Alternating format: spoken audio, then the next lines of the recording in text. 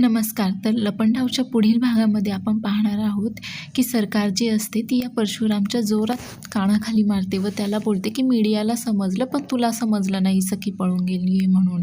आणि आता कान्हाला सांगत असते की तूच सांगितलं आहे ना, तर मग आता तूच एका तासामध्ये तिला घरी हजर कर म्हणून.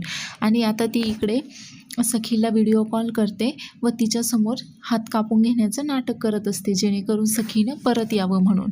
तर सखी आता हे सर्व पाहून खूपच घाबरलेली असते व ती घाई गडबडीतच परत घरी येण्यासाठी निघते. तर तेवढ्यातच तिची धडक एका गाडीला होते आणि तिथेच तिला कान्हा भेटतो. तर कान्हा आता सखीला घरी सोडवणार असतो सरकारने सांगितल्याप्रमाणे. तर अशाच नवीन नवीन मालिकांचे अपडेट्स वगैरे पाहण्यासाठी चॅनलला सबस्क्राईब करायला विसरू नका. आणि हो, पुढील भाग पाहायलाही विसरू नका की काय होणार आहे.